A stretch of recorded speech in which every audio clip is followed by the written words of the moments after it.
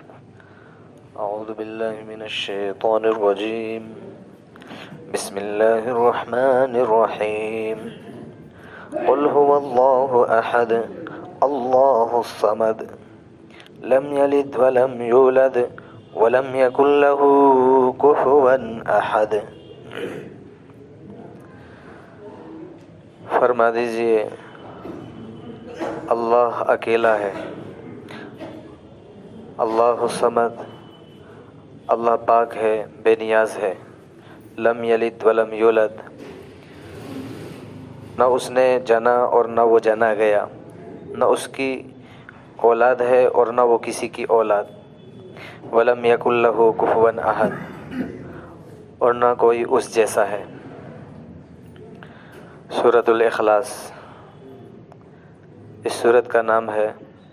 اکثر و بیشتر سورتوں کے جو نام ہے وہ اسی آیت اور اسی سورت کے اندر کا ایک لفظ لیا جاتا ہے اور اسی پر اس کا نام رکھا جاتا ہے، لیکن اس سورت کا نام سورۃ الاخلاص، اخلاص لفظ اس میں نہیں آیا ہے۔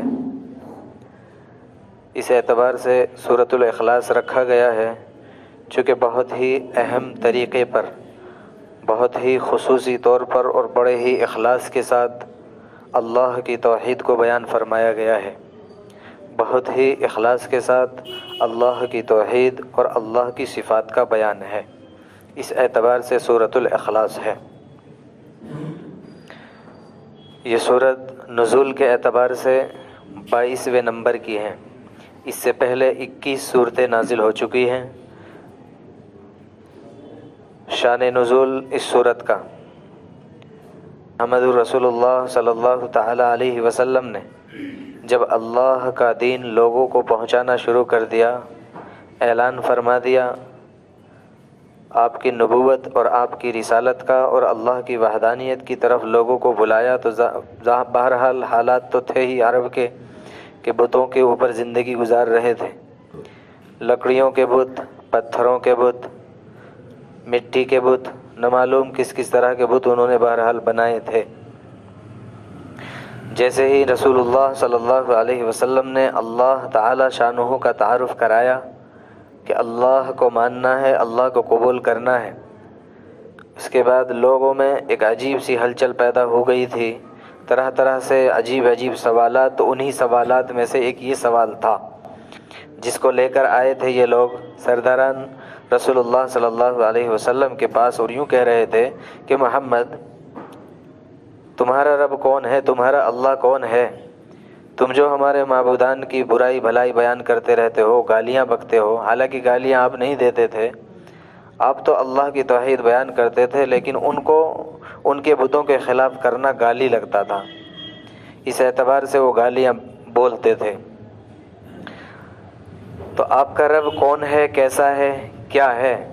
یہاں تک انہوں نے سوال کر لیا کہ کس چیز کا ہے آپ کا اللہ، سونے کا ہے، چاندی کا ہے، کیسا ہے، کس شکل کا ہے، کس طرح دکھتا ہے؟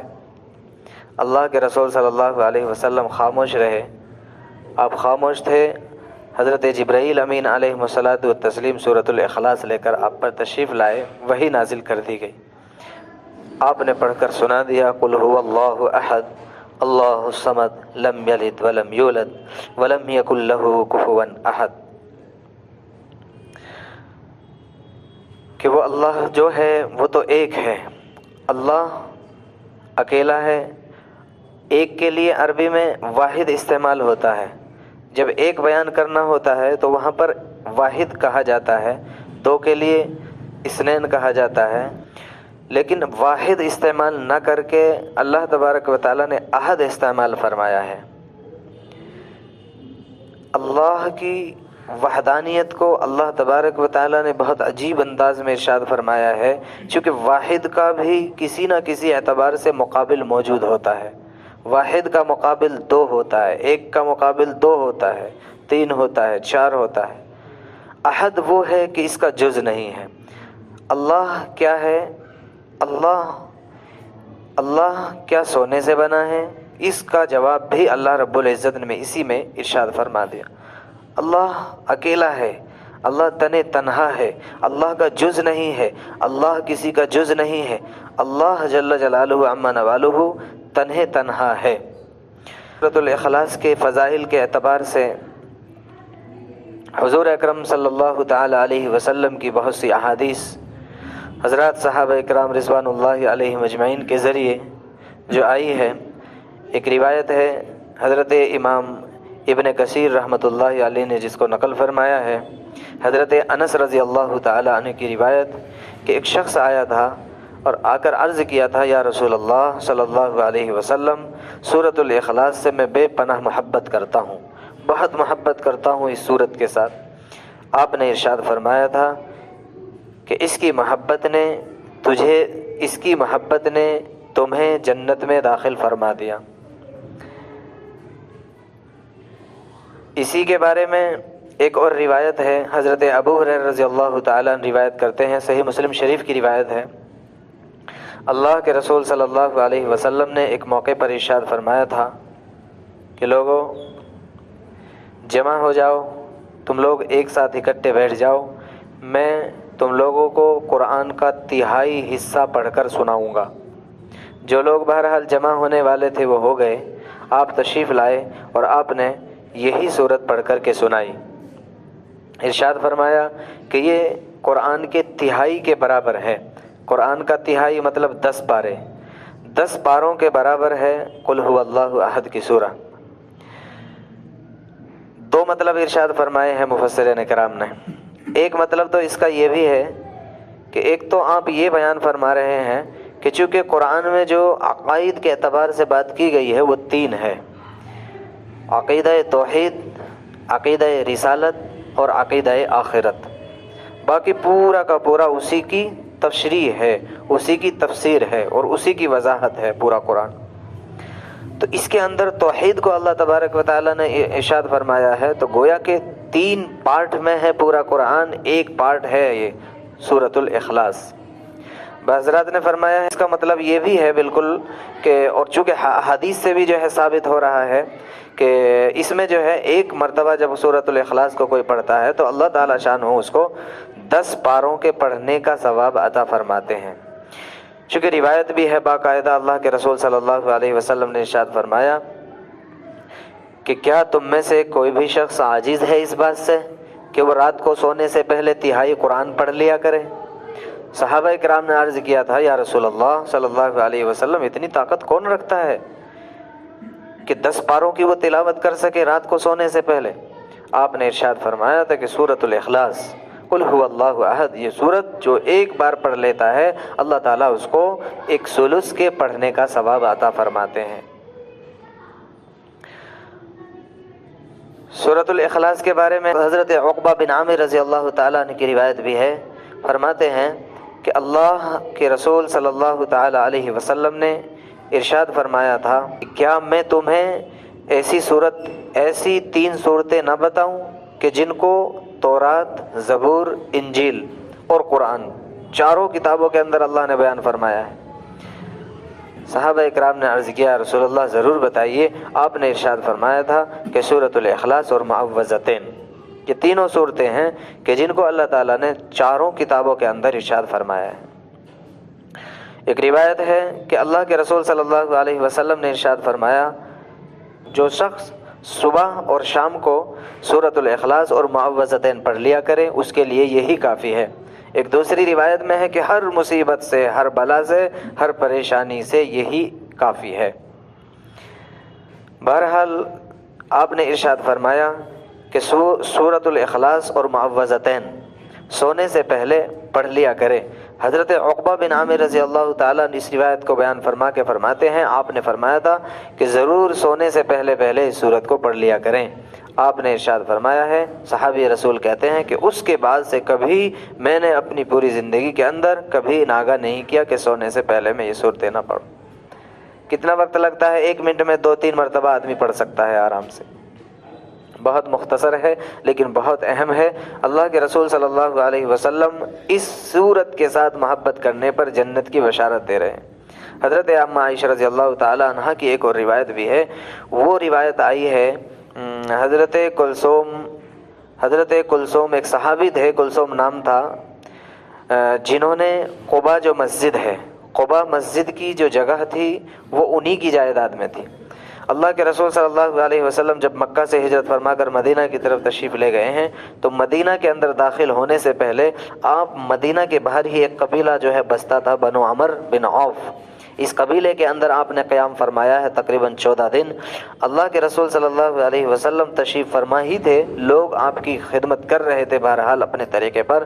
ایک روز دیکھا حضرت کلثوم جو تھے وہ آئے، آ کر عرض کیا یا رسول اللہ صلی اللہ علیہ وسلم آپ کو پریشان دیکھ رہے ہیں، شاید ہم آپ کی خدمت نہیں کر پا رہے ہیں یا آپ کی کوئی ضرورت ہم پوری نہیں کر پا رہے ہیں۔ آپ نے ارشاد فرمایا تھا کہ یہ جگہ اجتماعی نماز پڑھنے کے لیے نہیں ہے، اس جگہ پر اجتماعی نماز کا کوئی انتظام نہیں ہے۔ عرض کیا تھا یا رسول اللہ صلی اللہ علیہ وسلم یہ میری جائیداد ہے، اتنی میری زمین پڑی ہوئی ہے، آپ فرما دیجئے جتنی آپ کہیں گے اتنی زمین میں چھوڑ دیتا ہوں، اس میں اللہ کا گھر بنا لیتے ہیں۔ آپ نے ارشاد فرمایا میرے صحابی ایسے زمین نہیں لی جائے گی، آپ رقم بتا دیجئے۔ صحابہ رسول علیہ والسلام نے ضد کی تھی یا رسول اللہ صلی اللہ علیہ وسلم یہ زمین، یہ اتنا سارا مال تو اللہ نے دیا ہے، میں تو اللہ کے لیے دینا چاہتا ہوں، آپ جتنا چاہے اس میں سے بتا دیجئے۔ حضرت جبرائیل امین علیہ التسلیم تشریف لائے تھے اور آپ نے ہی جو ہے اس کی نشاندہی فرمائی تھی کہ یہاں سے یہاں تک یہ حدود رہے گی اس مسجد کی، اس مسجد کو تعمیر کر دیا جائے۔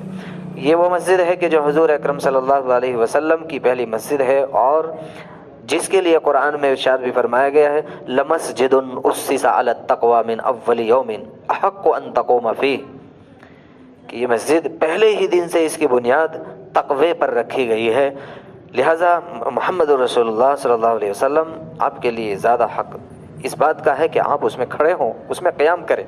ایک خاص موقع پہ بہرحال فرمائی گئی ہے۔ دوسرا واقعہ ہے، بہرحال یہ صحابی جو تھے جنہوں نے یہ جائیداد یہ زمین دی تھی، حضرت کلثوم صحابی ہے، انصاری صحابی ہے، اللہ کے رسول صلی اللہ علیہ وسلم نے انہی کو متعین فرما دیا تھا اس مسجد کے اندر نماز پڑھانے کے لیے، امام مقرر فرما دیا۔ اب یہ صحابی رسول علیہ والسلام جو تھے انہوں نے اس طرح کا ایک رویہ بنایا کہ وہ ہر نماز میں ہر رکعت میں الحمد شریف کے بعد جو بھی سورت ملاتے تھے لیکن اس کو ضرور پڑھتے تھے، ہر رکعت میں سورت الفاتحہ کے بعد جو بھی سورت ملائے اس کو ضرور پڑھتے تھے۔ بہرحال کچھ دن تو ہوا ہوتا ہی ہے، 2 دن 4 دن 5 دن، اس کے بعد صحابہ اکرام رضوان اللہ علیہم اجمعین میں بات شروع ہو گئی یہ کیا طریقہ ہے، یہ کیا مسئلہ ہے، کہ یہ تو باقاعدہ ایک صورت ہے، لہٰذا یا تو اگر آپ کو یہی پڑھنی ہے تو یہی پڑھ لیجئے، دوسری فرضوں کے اندر تو دوسری صورت ملانے کی کوئی گنجائش نہیں ہونی چاہیے۔ بہرحال انہوں نے یوں کہا کہ دیکھو اگر تمہیں جو ہے میری امامت چاہیے اور مجھے امام رکھنا چاہتے ہیں، پسند ہے تو ٹھیک ہے میں ایسے ہی نماز پڑھاؤں گا، اور اگر نہیں پسند ہے تو ٹھیک ہے میں چھوڑ دیتا ہوں۔ بہرحال صحابہ اکرام تھے، امام الانبیاء محمد رسول اللہ صلی اللہ علیہ وسلم نے طے فرمایا ہے تو لہٰذا ہم کیسے ہٹا سکتے ہیں۔ یہ واقعہ پیش کر دیا گیا اللہ کے رسول صلی اللہ علیہ وسلم کی خدمت میں، یا رسول اللہ صلی اللہ علیہ وسلم آپ وہ صحابی جو ہے کلثوم وہ اس طرح سے کر رہے ہیں۔ آپ نے ارشاد فرمایا، بلایا اور آپ نے فرمایا میرے صحابی یہ کیا معاملہ ہے، آپ کے مقتدی یہ بات کہہ رہے ہیں، تو آپ نے فرمایا تھا کہ یا رسول اللہ صلی اللہ علیہ وسلم ایک خاص محبت ہے، ایک خاص لگاؤ ہے، صفت الرحمن اس صورت کے اندر ارشاد فرمائی گئی ہے، اس صورت کے اندر صفت الرحمن بیان کی گئی ہے، رحمان کی صفتیں بیان فرمائی گئی ہے، اس محبت کی بنیاد پر مجھے میرا دل چاہتا ہے کہ میں اس کو پڑھتے رہوں۔ آپ نے ارشاد فرمایا تھا میرے صحابی اللہ تبارک و تعالی نے، اللہ رب العزت نے آپ کے اس محبت کی بنیاد پر آپ کا داخلہ جنت میں طے فرما دیا۔ بہرحال اور بھی ایک واقعہ آیا ہے کہ ایک قافلہ جو اللہ کے رسول صلی اللہ علیہ وسلم نے بھیجا تھا، کسی قافلے کو جب بھیجا تھا تو اس میں جو امیر مقرر فرمائے تھے ان امیر کا بھی معاملہ یہی تھا کہ وہ بھی اسی طرح سے اسی صورت کو بار بار پڑھتے تھے، تو لوگوں نے یہ بات آ کر کہی، انہوں نے بھی اسی جیسا جواب دیا تھا یا رسول اللہ صفت الرحمن اس میں بیان فرمائی گئی ہے، تو آپ نے ارشاد فرمایا تھا اس محبت کی بنیاد پر آپ کو اللہ تبارک و تعالی نے جنت میں داخل فرما دیا۔ یہ ایک بہرحال، لیکن اب مسئلہ سن لیں، مسئلہ ایک الگ کا ہے، یہ میرے آپ کے لیے اور سب کے لیے اجازت اس کی نہیں ہے، کچھ خاص چیزیں کچھ خاص لوگوں کے لیے کچھ خاص وقت میں جائز ہو جاتی ہے۔ وقت کے پیغمبر امام الانبیاء صلی اللہ تعالی علیہ وسلم ہے، اگر ایسا مسئلہ نہ ہوتا تو ظاہر سی بات ہے صحابہ کرام کیسے اعتراض کر سکتے تھے؟ تو صحابہ کرام ہیں اعتراض کرنے والے بھی، صحابی اگر پڑھنے والے ہیں تو پڑھنے والے کم ہیں، اعتراض کرنے والے زیادہ ہیں۔ تو بہرحال وہاں سے آپ کو اجازت دے دی گئی ہے، لیکن مجھے، آپ کو اور سب لوگوں کو اس کی اجازت نہیں ہے۔ لیکن بہرحال یہ الگ ہے کہ اللہ کے رسول صلی اللہ علیہ وسلم سے ثابت ہے کہ آپ فجر کی 2 سنتیں جو پڑھتے تھے عام طور پر اکثر و بیشتر پہلی رکعت میں آپ سورۃ الکافرون، دوسری رکعت میں قل هو اللہ احد پڑھتے تھے، ہمیشہ عام طور پر۔ اس کے ساتھ ساتھ جب آپ طواف کرتے تھے، طواف سے جو ہے فارغ ہو کر 2 نفل جو ادا کیے جاتے ہیں مقام ابراہیم پر، وہاں پر بھی آپ سورۃ الکافرون اور دوسری میں جو ہے سورۃ الاخلاص پڑھا کرتے تھے۔ یہ بھی آیا ہے کہ آپ جو ہے فرضوں میں جمعرات کے دن مغرب کی نماز میں پہلی رکعت میں جو ہے سورۃ الکافرون، دوسری میں سورۃ الاخلاص پڑھا کرتے تھے۔ لیکن بہرحال عمل اس کے علاوہ بھی کرنا چاہیے، کرتے رہے، بدل بھی لے کبھی کبھی، ایک ہی چیز کو جو ہے ہمیشہ کے لیے معمول نہ بنائے۔ اللہ کے رسول صلی اللہ علیہ وسلم کا بہرحال آپ سے ثابت ہے کہ آپ بہت بار ہمیشہ عام طور پر اس کو اس طور پر پڑھا کرتے تھے۔ قل هو اللہ احد، آپ کی رسالت اور آپ کی نبوت کا اعلان کیا جا رہا ہے لفظ قل فرما کر۔ قل کے ذریعے سے آپ کی نبوت اور آپ کی رسالت کی تصدیق کرائی جا رہی ہے۔ آپ رسول ہے، آپ نبی ہے، لہٰذا آپ کو ایک حکم دیا جا رہا، آپ کھڑے ہوئیے اور ہماری طرف سے یہ کہہ دیجئے۔ آپ کی رسالت کا بھی اقرار ہو گیا، قل هو اللہ احد، فرما دیجئے اللہ ایک ہے، اللہ صمد، اللہ بے نیاز ہے، صمد ہے، اللہ پاک ہے، اللہ بے نیاز ہے۔ صمد کہتے ہیں کہ جو کسی کا محتاج نہ ہو، اس کے سب محتاج ہو، جو کسی کا ضرورت مند، جو کسی سے اپنی ضرورت نہ رکھتا ہو، اس کے سامنے سب ضرورتیں رکھتے ہو، اللہ الصمد لم یلد ولم یولد۔ اللہ تعالیٰ شانہ کے بارے میں لوگوں کے عجیب طرح کے عقائد تھے، آج بھی ہیں۔ وقالت الیہود عزیر ابن اللہ وقالت النصارى المسیح ابن اللہ۔ کسی نے عزیر کو بیٹا بنا لیا اللہ کا، کسی نے عیسیٰ علیہ السلام کو اللہ کا بیٹا بنا لیا، اور کفار اور مشرکین تو کہتے تھے کہ یہ جو فرشتے ہیں یہ اللہ کی بیٹیاں ہیں۔ لم یلد ولم یولد، اولاد کا ہونا یہ تو ایک مجبوری کی بات ہے۔ اولاد کون چاہتا ہے؟ اولاد تو وہ چاہتا ہے کہ جو مجبور ہوتا ہے، چونکہ اسے اپنی ایک سلسلہ اپنا آگے بڑھانا ہے، اور اس کے سامنے ہے کہ میرے سامنے بڑھاپا آئے گا، تو ظاہر سی بات ہے اس کی مجبوری تو سامنے آ رہی ہے۔ اولاد تو طلب ہی اپنی مجبوری، اپنی پریشانی کو ہٹانے کے لیے کر رہا ہے انسان۔ میرے سامنے بڑھاپا آئے گا، میرے سامنے بہت سی چیزیں آئے گی، میری خدمت کرنے والے ہوں گے، تو یہ تو اللہ رب العزت کے لیے تو، اللہ کے لیے تو جو ہے یہ بالکل ایک طرح سے جو ہے اس کی شان کے بالکل مطابق نہیں ہے کہ وہ محتاج ہو کسی کا۔ محتاج تو انسان ہوتے ہیں، محتاج تو مخلوق ہوتی ہے۔ اللہ کو ضرورت کسی کی مدد کی نہیں ہے، نہ اس کو بیٹا چاہیے، نہ اس کو بیٹیاں چاہیے، نہ اس کو اس کا دوست چاہیے، نہ کسی سے مشورے کا معاملہ چاہیے۔ لم یلد ولم یولد ولم یکن لہ کفوا احد، اور نہ اس جیسا کوئی ہے، نہ تو وہ سونے کا ہے، نہ وہ چاندی کا ہے، اور نہ اس جیسا ہے کوئی، نہ اس جیسا طاقت میں ہے، نہ اس جیسا جو ہے شکل کے اعتبار سے بھی نہیں بتایا جا سکتا، شکل کے اعتبار سے بھی نہیں جو ہے سوچا جا سکتا کیسا ہے کیا ہے، اس جیسا کچھ نہیں ہے۔ لہٰذا ایک ہوتی ہے نا ایک چیز کہ جو ہے مثال کے طور پر کوئی چیز ہمیں سمجھانا ہے تو اس کا ایک ایگزامپل اور اس کا جو ہے ایک مثال دے دیا جاتا ہے کہ فلاں جیسا سمجھ لیجیے، ایسا کچھ بھی نہیں ہے۔ وَلَمْ يَكُنْ لَهُ كُفُوًا أَحَدٌ، نہ تو اس کے برابر کوئی طاقت میں ہے، نہ اس کے برابر کوئی بادشاہی میں ہے، نہ اس کے برابر کوئی جو ہے حکومت میں ہے، نہ اس کے برابر کوئی جو ہے اس دنیا اور کائنات کے بنانے، نظام کے چلانے میں ہے۔ اللہ تعالیٰ ہی ہے اکیلا تنہا، طاقتوں کا مالک، حکومتوں کا مالک، ملکوں کا مالک، ساری کی ساری کائنات کا مالک۔ وَلَمْ يَكُنْ لَهُ كُفُوًا أَحَدٌ، اس جیسا کوئی نہیں ہے۔ اللہ رب العزت عمل کی توفیق مرحمت فرمائے۔ سبحان اللہ وبحمدہ، سبحانک اللہم وبحمدک، ونشہد ان لا الہ الا انت، ونستغفرک ونتوب الیک۔ سبحان ربک رب العزت عما یصفون، وسلام علی المرسلین، الحمد للہ رب العالمین۔